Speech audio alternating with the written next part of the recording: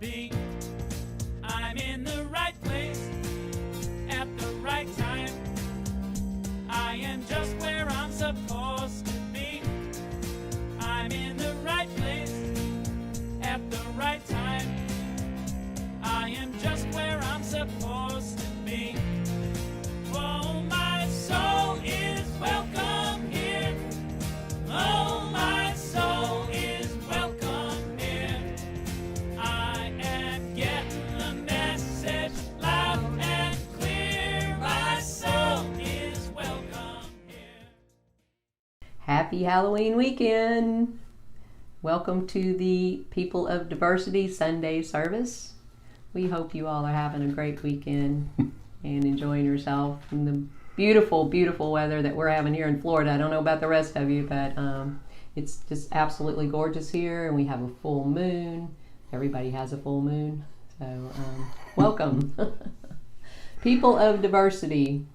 We are really living up to that name. We are a multi-faith community. We have a rotation of 8 speakers from 8 different faiths or viewpoints or perspectives. And at the beginning of a series, we give them a topic, typically 1 or 2 words. And we give that to them, and they take it and they run with it. And it's been amazing, absolutely amazing.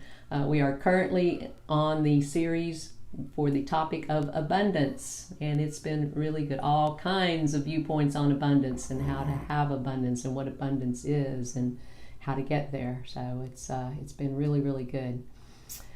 We also have a rotation of musicians from all over the country, and they are positive music musicians. And every time that we get videos from these people, it's uplifting, it's inspirational, they're so talented. We're just so blessed to have these musicians. Yeah, it's really, really good. So how can you help keep this movement moving?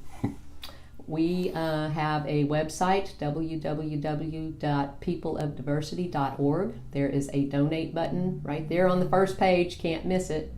And we ask that you, if you are watching these videos and you're on these Sunday services and you are enjoying this and you believe in our mission and it's helping you, then help us help other people and push that donate button. Also, the pod is tithing to the National Interfaith Alliance. And for the month of October, can you believe it? October's done. For the month of October, we tithe $87 to them. So they are very appreciative. I get emails back from them. They are very appreciative and are putting that money to good use. If you're interested in what that is like, go to their website, the National Interfaith Alliance. So, Last week we had the Dean and Judy show from our Baha'i friends, and they were accompanied by the incomparable Donna Frost, direct from Tennessee. This week we have Nuran Sykes. She is our Muslim representative, and Armand and Angelina will be the musical guests. And next week we have Reverend Sue and Melanie England as our wrap-up to the Abundance series. So remember that you can connect to us, get all the different notifications, be plugged into all that is the pod and People of Diversity by finding us on Facebook. We are People of Diversity, and asking to join. I assure you we will accept your request. And again, that will give you all of the different notifications that we put out, both for the event, so you can share it with friends, and for the actual service, when we put up the portal, you'll be made aware of that as well. Makes it real easy, because when you get those notifications, all you have to do is push the join event button and it'll take you right there. Yes, much less navigation. Much less navigation, yes. And we don't send out a whole bunch of notifications, mostly just about the Sunday services, because right now there's not a whole bunch besides that going on. So speaking of Sunday services, we have the 10:45 to 11:45 morning Sunday service. We replay that again at 6 o'clock. That's the one that stays up all week. Both of those live events you can interact with on the feed. Say hi, what's going on, check in, tease each other, what have you. We also have added at 11:45 to 12:15 precisely, so as not to grab anybody's afternoon, what we're calling a deep dive, and that's on Zoom. And there's a link right there, and also up in the post itself. And we encourage you to join us there after the service. Again, that's from 11:45 to 12:15. And we just hang out and visit and talk, and we get to see each other's eyes, get to see what's in each other's rooms that we happen to be watching from. But we also get to dig in a little bit about the topic. What did we get? What did we learn? What did we experience? What did we not get? Right, right.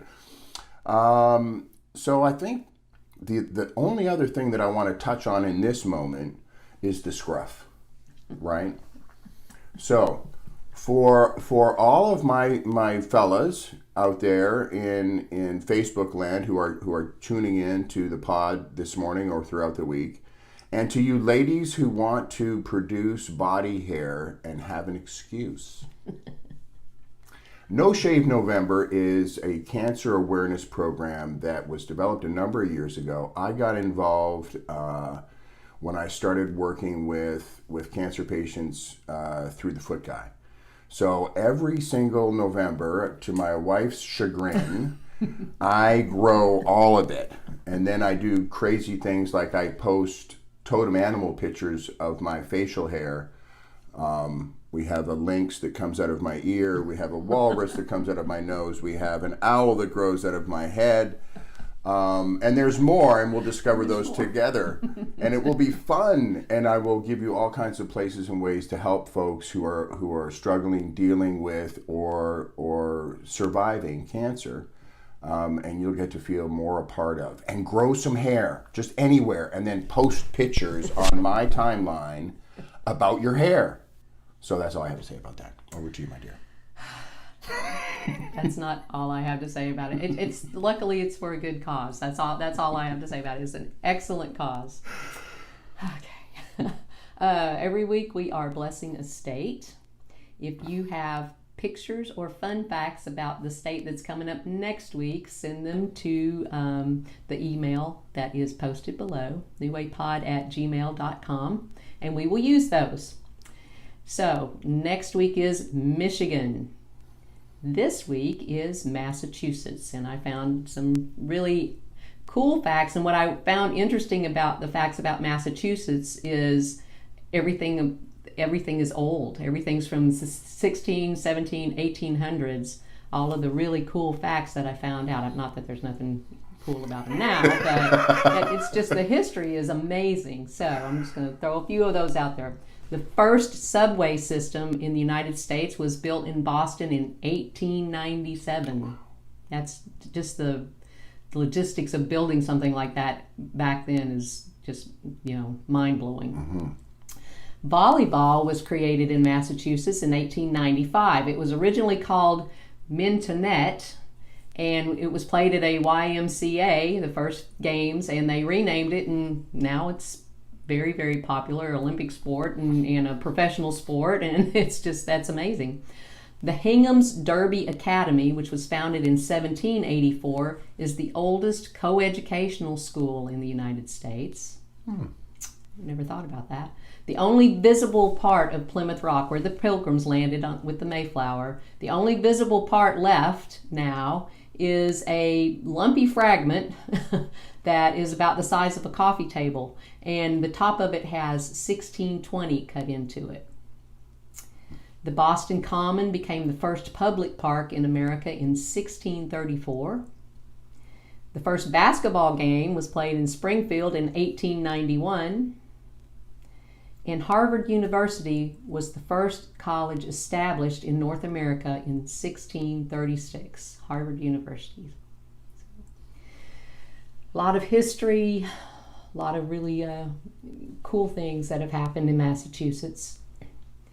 And we hold the people of Massachusetts in our hearts, knowing that they want the same things in their lives that we want. They want peace. They want a little serenity. They want calm and love. And we send our energy out to the people of Massachusetts and let them know that we are thinking of them and sending them our light. And if you're in Massachusetts, open up and receive. And we say these words together. May peace prevail in Massachusetts. May peace prevail on earth. May peace prevail in me. Amen. Okay, are we ready? I don't know if we're ready because our musical guests this week are Armand and Angelina. And you can never really be ready because you never know what's going to happen with them. I love them. They are so funny, but so inspirational and so involved in everything.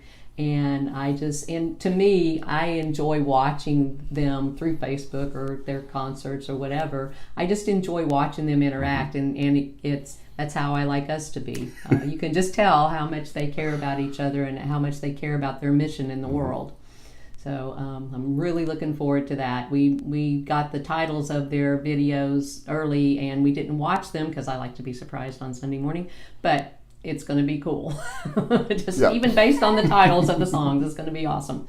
So, and our speaker today, Nuran Sykes, when we were looking for a Muslim representative, and through a number of different people, I was led into the direction of Nuran.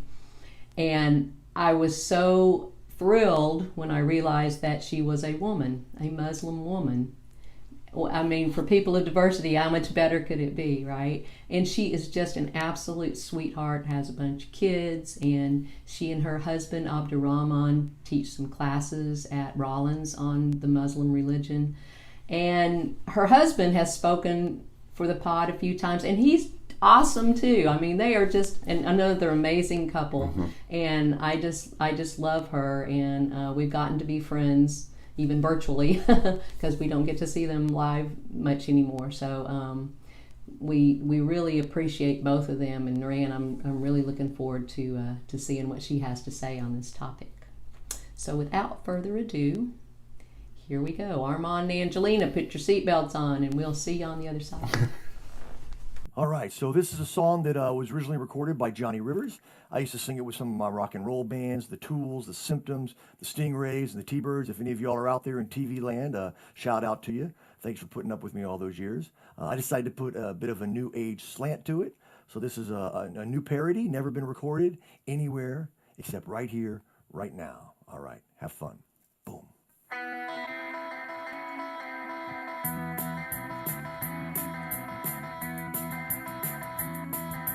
There's a man we all revere as holy.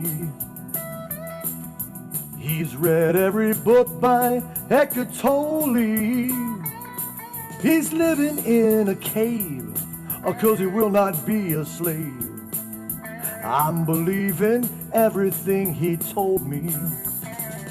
Meditation man, meditation man. He knows his holy numbers, but he doesn't know his name.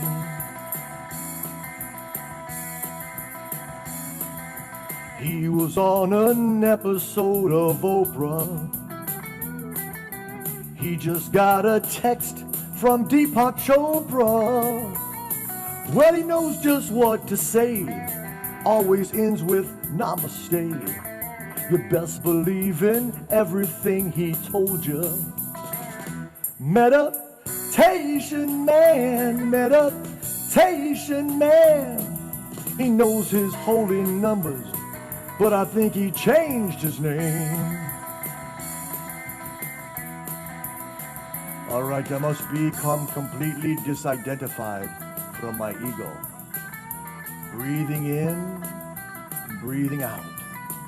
That way I transcend my ego, which helps me to become less judgmental than all of them.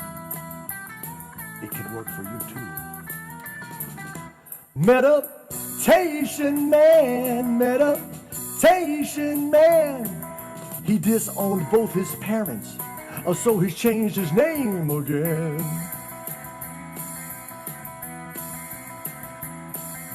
Please don't ever offer him a burger. He thinks eating meat's a form of murder. And don't tell him about the news, no way, 'cause it just gives him the blues. He would rather just be an observer. Meditation man, meditation man. He knows his holy numbers, but he thinks he lost his name. What is his name anyway? Spirit walker, dances with clouds, or is it just Bob? That's it, Bob. Yeah, meditation man, baby. Namaste and namasko. Thank you. Rest for you.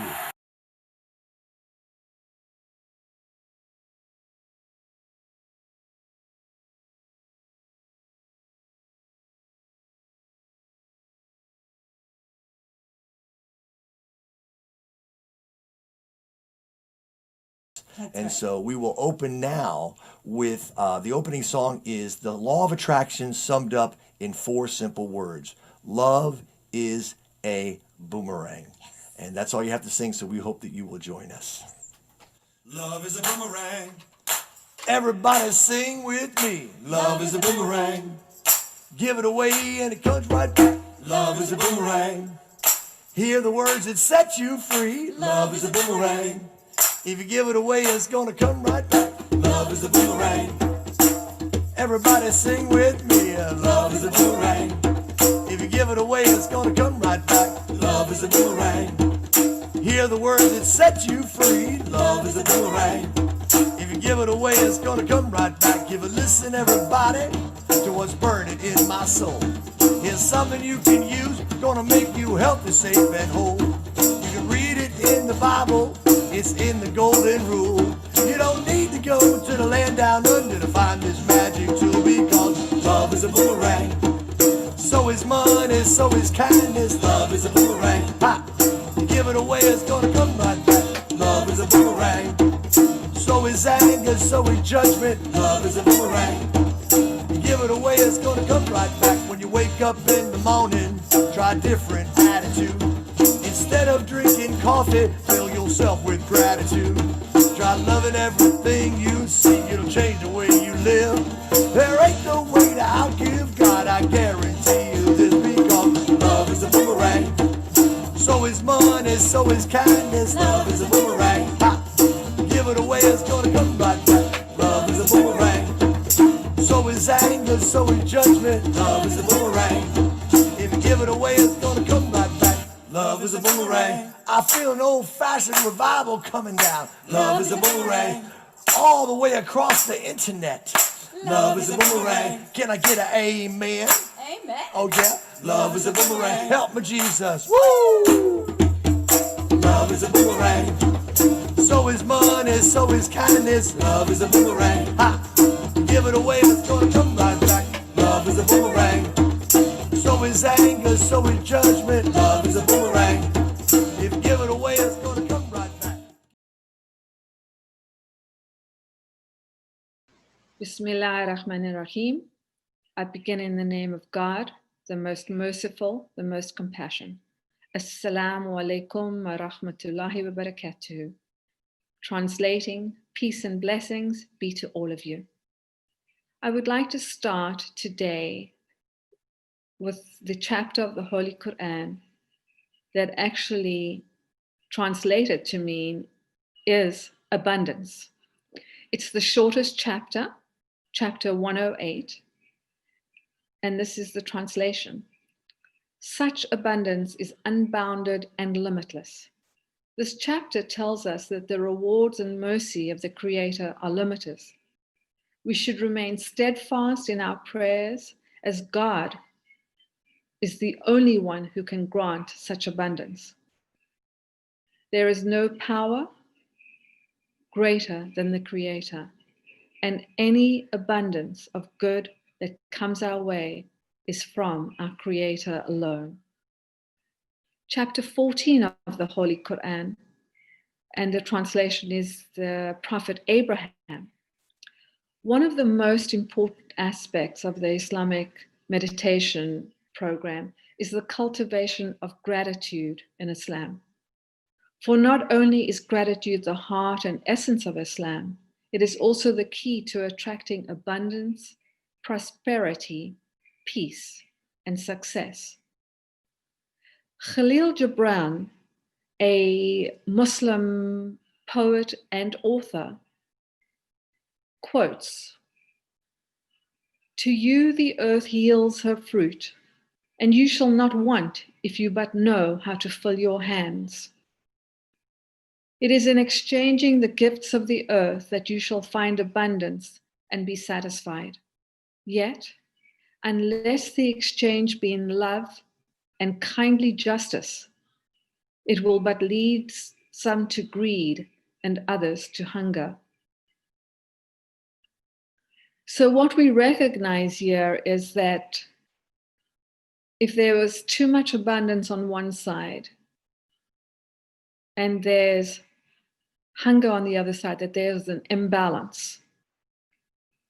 In Islam, there is great emphasis placed on al-mizan, which means balance. This being said, there is a mandated principle of charity, which is one of our 5 pillars. So the first pillar of Islam is the declaration of faith, Ashhadu an la ilaha illallah wa ashhadu anna Muhammadan abduhu wa rasulullah. I bear witness that there is no God, no deity worthy of worship except God, and that Muhammad, peace and blessings be upon him, is his prophet. This is now the second one is the prayers. And we have 5 daily prayers. And let me go back to the declaration of faith, because it's very important that Muslims actually understand that. And for non-Muslims, how we play it out in our everyday life. When it says, I bear witness that there is no creator, no deity except God, that, when people go out and look for a job or they're interviewing, they say, knock on wood, I get this job, or cross my fingers, I'll get this job. In Islam, this is a great sin because it is putting emphasis either on the superstition or on the wood that has no power whatsoever. So if we're going for an interview, what we say is that there is no power except God. And if we get this job, that it will be good for us in this life and the next. Back to the prayers. Our prayers are before sunrise, early afternoon, late afternoon, sunset, and true dark. These prayers are obligatory. So we stop what we're doing during those times to communicate with our Creator. And this is not just a ritual. We can't just sort of stand in front of our Lord and just start blabbering. This is a dialogue. Muslims believe that we are communicating with our Creator. He or she is communicating with us. And we pray with presence of heart. This dialogue is a connection. And what happens is when you actually stop and pray 5 times a day, it has a different sort of feeling because you're connecting with your Creator, you're pondering and you're reflecting. It puts you in a peaceful state. And I guess it doesn't do that for all Muslims. But this is our mission. This is our goal. And this is our vision to connect with the Creator and come out of that prayer state, feeling better than before we went in. The third pillar is fasting during the month of Ramadan. This is the 9th month of the Islamic calendar. And we either fast for 29 or 30 days, depending on the moon. We fast so that we can relate to the poor. So the topic today is abundance. But now we want to talk about how we can reach those people who we might think do not have an abundance.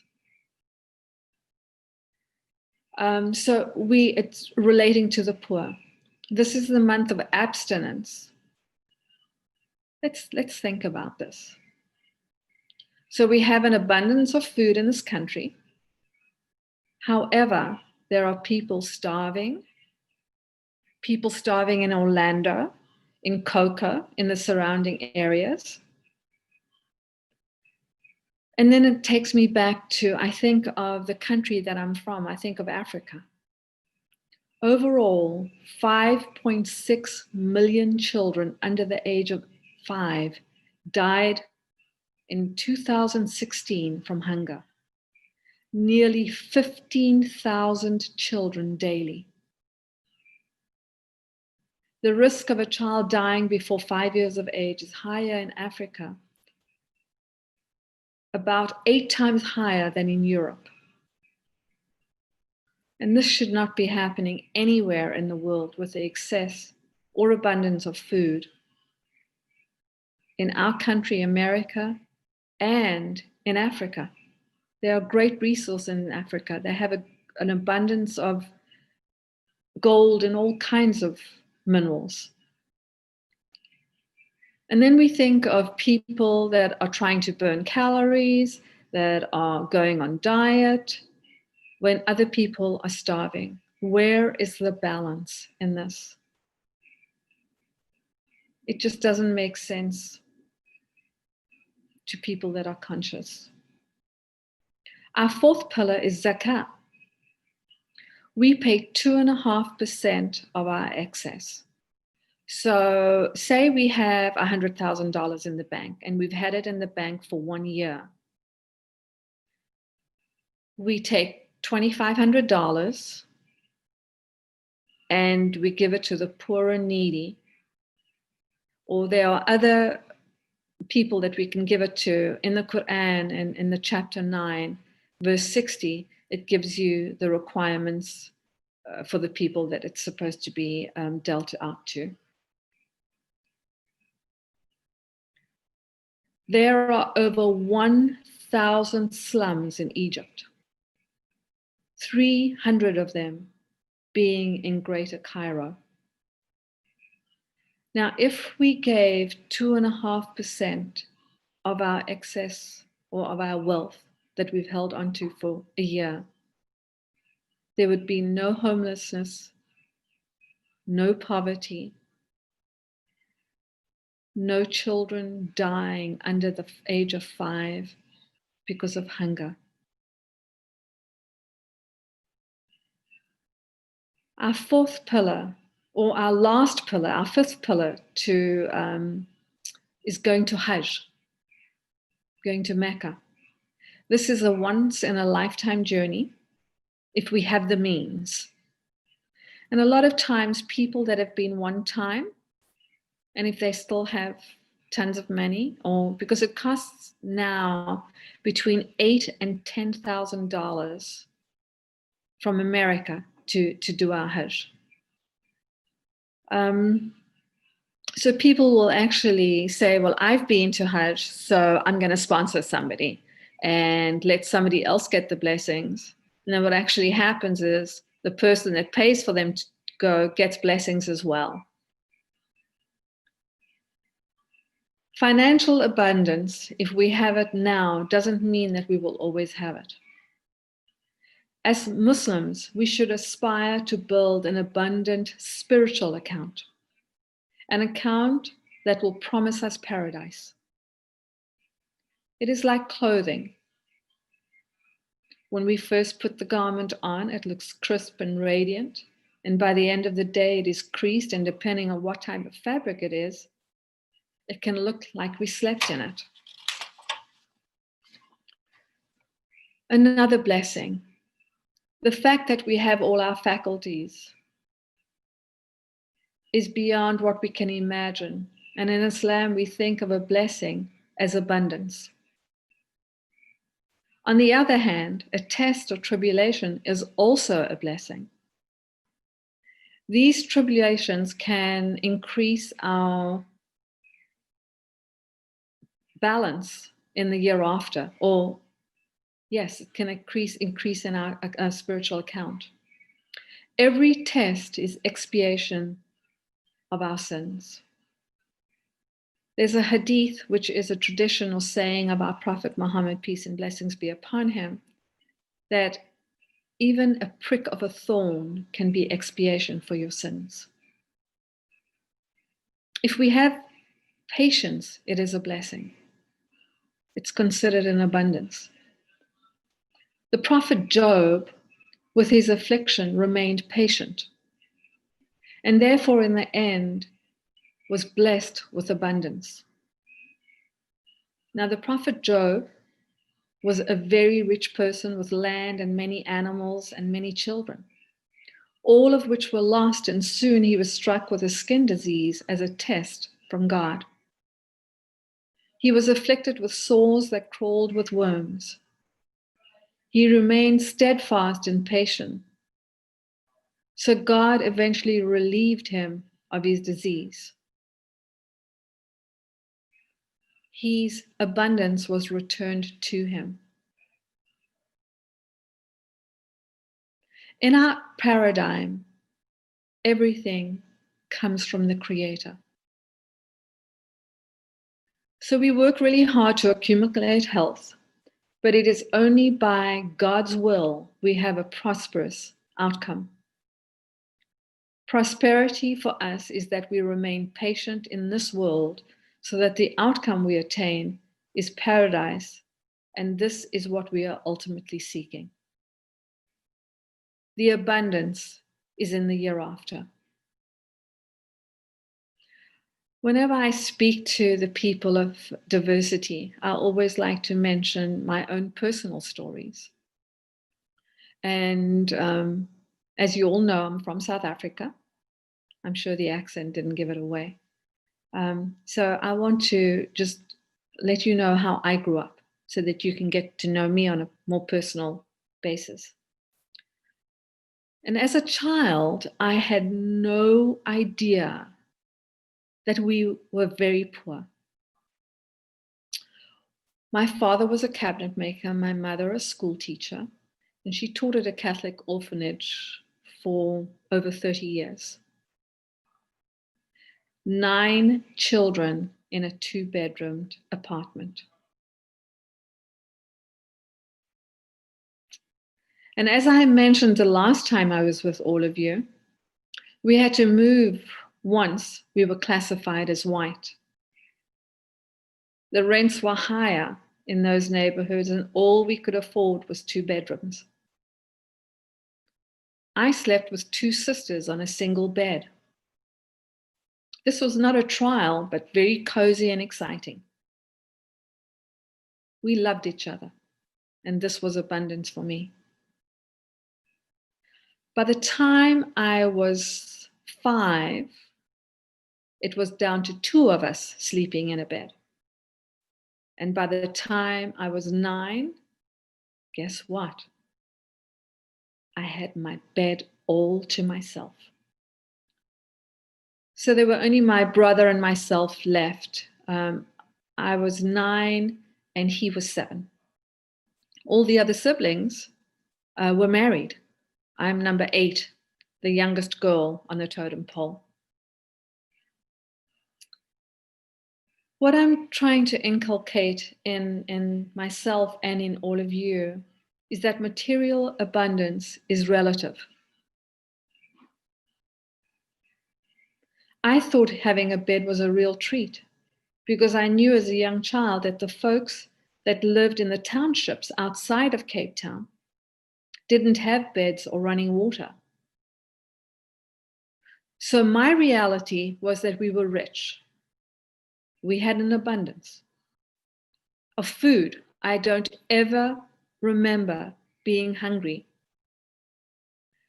My mom would feed people that came to the door, usually on Saturdays.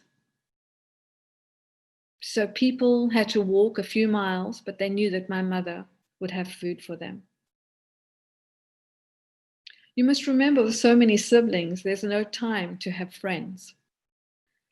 If I was in a situation that I'd have friends in school, I probably would have known or realized that I was poor. But with 9 of us, we were each other's friends. I played sport, and I didn't have time to hang out with other kids outside of school. When I got to high school and all my sisters and brothers were having children and they were busy with their own lives, I started to make friends outside of my family, and then was invited to, I was friends with an oncologist's daughter, so they were well off, and my dentist's son, and they were well off. But prior to that, I had no idea that I was deprived. So having material abundance is relative. However, spiritual abundance is judged by the Creator.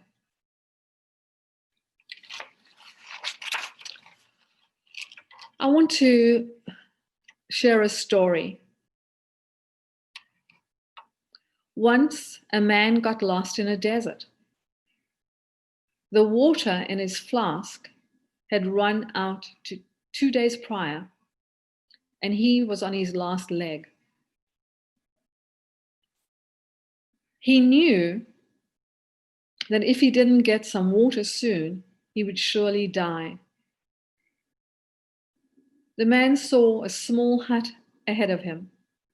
He thought it would be a mirage or maybe a hallucination. But having no other option, he moved toward the hut. As he got closer, he realized it was quite real. So he dragged his tired body to the door with the last of his strength. The hut was not occupied and seemed like it had been abandoned for quite some time. The man entered hoping against hope that he might find water inside. His heart skipped a beat when he saw what was in the hut: a water hand pump. It had a pipe going down through the floor, perhaps tapping a source of water deep underground. He began working the hand pump, but no water. He kept at it, and still nothing happened. Finally, he gave up from exhaustion and frustration. He threw up his hands in despair. It looked as if he was going to die after all. Then the man noticed a bottle in one corner of the hut. It was filled with water and corked up to prevent evaporation. He uncorked the bottle and was about to gulp down the sweet, life-giving water when he noticed a piece of paper attached to it. Handwriting on the paper read, "Use this water to start the pump. Don't forget to fill the bottle when you're done." So this man was thinking what to do. If he let the water go into the pump, what assurance did he have that it would work? What if the pump malfunctioned? What if the pump had a leak? What if the underground reservoir had long dried up? But then, maybe the instructions were correct. Should he risk it? If it turned out to be false, he would be throwing away the last water he would ever see. Hands trembling, he poured the water into the pump. Then he closed his eyes, said a prayer, and started working the pump. He heard a gurgling sound, and then water came gushing out, more than he could possibly use. He luxuriated in the cool and refreshing stream. He was going to live. After drinking his fill and feeling much better, he looked around the hut. He found a pencil and a map of the region. The map showed that he was still far away from civilization, but at least now he knew where he was and which direction to go. He filled his flask for the journey ahead. He also filled the bottle and put the cork back on. Before leaving the hut, he added his own writing below the instructions, saying, "Believe me, it works." This story is all about life. It teaches that we must give before we can receive abundantly. More importantly, it also teaches that faith plays an important role in giving. The man did not know if his actions would be rewarded, but he proceeded regardless. Without knowing what to expect, he made a leap of faith. Water in this story represents the good things in life, something that brings a smile to your face. It can be intangible knowledge, or it can represent money, love, family, friendship, happiness, respect, or any number of other things you value. Whatever it is that you would like to get out of life, that's water. The water pump represents the workings of the karmic mechanism. Give it some water to work with, and it will return far more than you put in.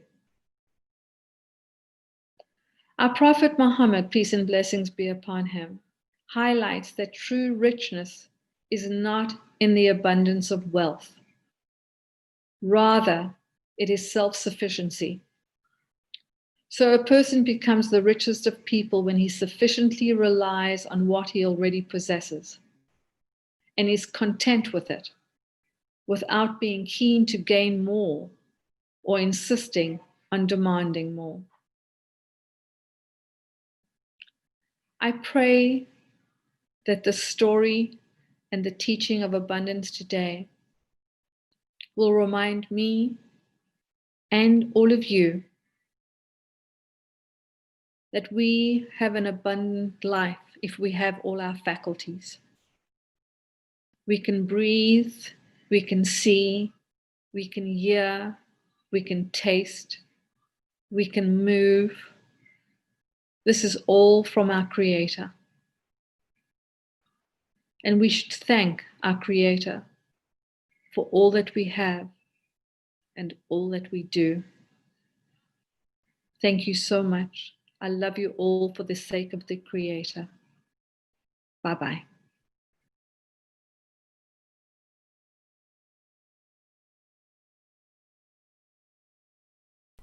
Thank you, thank you, thank you, Armand and Angelina. That was amazing. As always, Nuran, thank you so much. That was once again a very powerful and moving talk. We are so grateful that you have decided to play with us.